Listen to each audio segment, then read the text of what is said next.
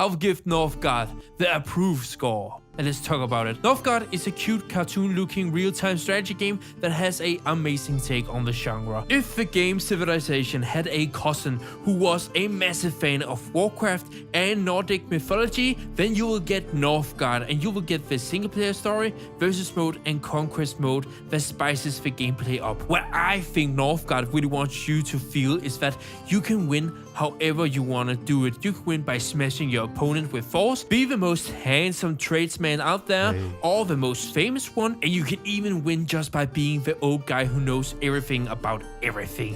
Which way is totally up to you, but first off, you got to pick a clan.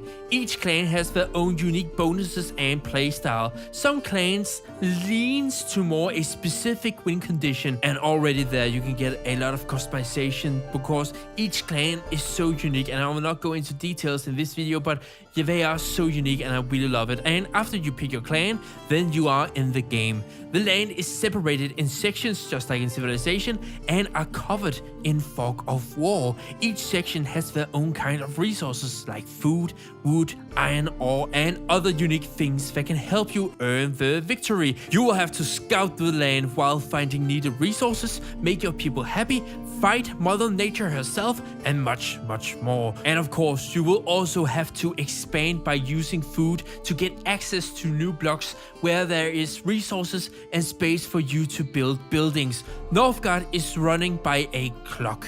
It is winter or not winter. Your economy will suffer a lot in the winter times because food does not hang around the trees anymore, and your people will need wood to keep them warm. And if your people is unhappy, then you cannot grow. And if something doesn't grow in this game, then it is dead. In Northgard, you cannot tread outside your colonized blocks unless it is military. So you are really restricted in many ways in this game, which I'm going to talk about later. But right now I will say something positive about the game and then the negative later on. So guys, that was basically the game, and here are the good things. The first thing that struck to me was the sounds and the visuals.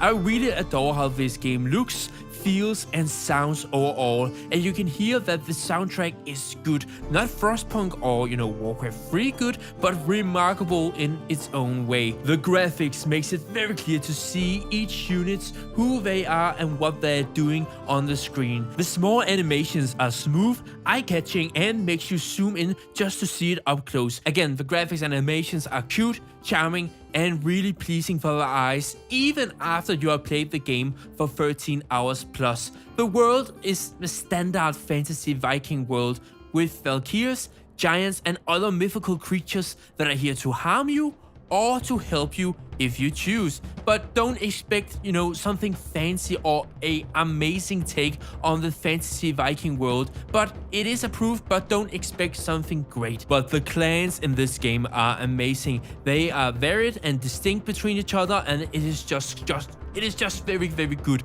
You will pick your favorite clan extremely fast because there is a clan for everybody. For example, the Wolf clan rewards you with happiness and food if you go out and kill certain mobs, and you can even colonize a land for free. And the Raven clan is all about the money. You can buy land with money instead of food, and you can even hire mercenaries to raid shores for resources. There is a clan for everybody, and my favorites are the Raven, Stag, and Boar clan. If you decide to play Northgard, then I would recommend that you try the Stag clan first because they are more focused on the resources and the basic principles of the game. Now, that is all the good things, but here is the more, let us say, questionable things. First off, the campaign is nothing special at all, and I will even say that it is bad. You will only get 10 missions in total, and half of them are boring and they are not memorable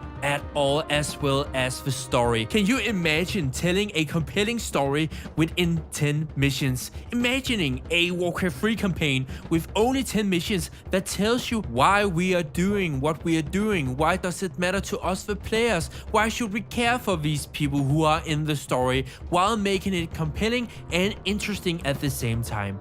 If you are looking for a good long campaign with great, memorable missions and a good story, then this is not the game for you. The campaign is more like a bonus feature. Here is maybe the reason why the game falls hard on its own face. The game is hard to learn and it looks really intimidating in the beginning, and Northgard becomes very dull after you have mastered it. Northgard is an amazing take on the RTS genre, but it has its cost. The game is really hard to learn because it gets too punishing if you do not know what you're doing, and that's fair enough. Trials and errors, yep, I love that, but the more you learn the game and how it is structured, it becomes so dull and repetitive compared to Billions and Frostpunk. There ain't no real customization in this game. When you have picked your clan, you can maybe win one or two ways because